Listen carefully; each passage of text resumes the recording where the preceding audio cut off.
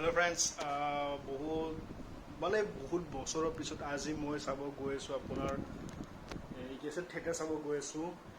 থিয়েটাৰৰ নাম নাজানো কি হয়, কিন্তু সঞ্জীৱে টিকেট কাটিছে, তো সেইটোৰ কাৰণে সি অকলে চাব বেয়া পায় আৰু মোৰো পাৰ্টনাৰ নাছিল। তো সঞ্জীৱে আজি নলবাৰীৰ পৰা আহি আছিল, তো সিয়াক ক'লো এইবাৰ টিকেট কাটিলে মোৰ ৱেইট মোৰ লগত পুৰা ফিক্স মোৰ চৰ্দি হৈছে আৰু ল'ব লাগিব এটা মাস্ক।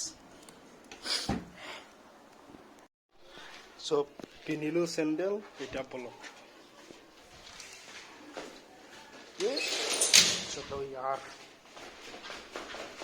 তো এতিয়া আমি গৈ আছোঁ আপোনাৰ থিয়েটাৰ চাবা।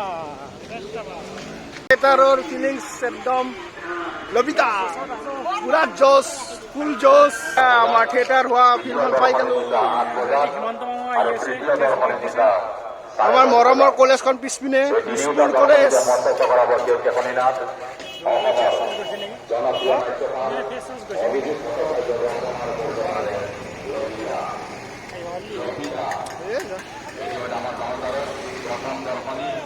আৰু দ্বিতীয় দৰ্শনে টিকেট দি থকা হৈছে।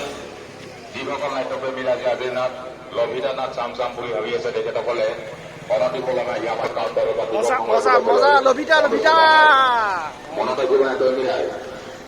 গাইছ আমি থিয়েটাৰ চাব আহিছোঁ।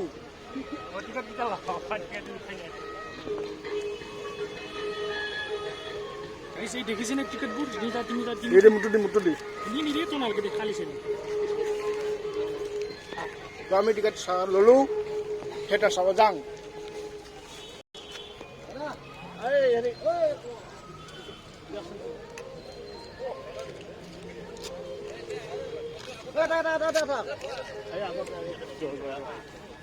বঢ়িয়া চিট পাম এতিয়া।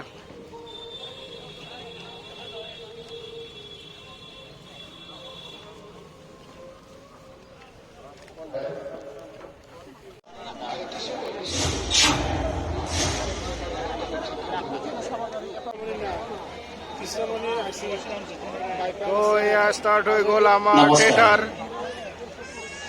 সুদীৰ্ঘ ৪৩টা বছৰ ৰাইজৰ মৰম বুটলি অসমৰ বিভিন্ন ঠাইত নাটক প্ৰদৰ্শন কৰি ৰাইজৰ মৰম বুকুত বান্ধি আজি ৪৩টা বছৰ সম্পূৰ্ণ কৰিছে আবাহন থিয়েটাৰে।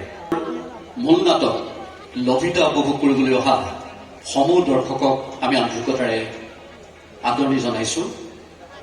Thank you. আজিৰ মূল নাটক ৰূপকোঁৱৰ জ্যোতিপ্ৰসাদ আগৰৱালাৰ বিৰচিত লভিতা। এই লভিতা নাটকৰ আলমত অসমৰ স্বনামধন্য নাট্যকাৰ অভিজিত ভট্টাচাৰ্য ডাঙৰীয়াই লিখি মতাইছে লভিতা।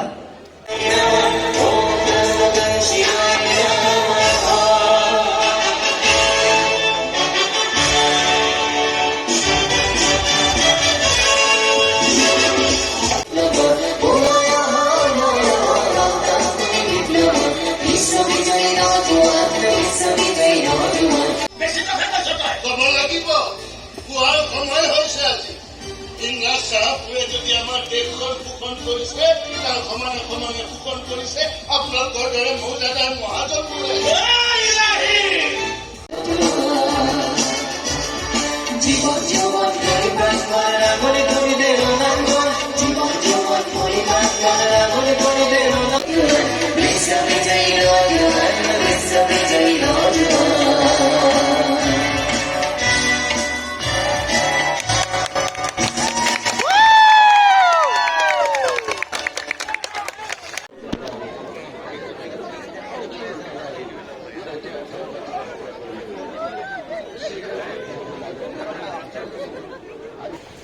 আমাৰ থিয়েটাৰটো চোৱা হ'ল, কিন্তু মোৰ চেণ্ডেলযোৰ ছিঙি গ'ল।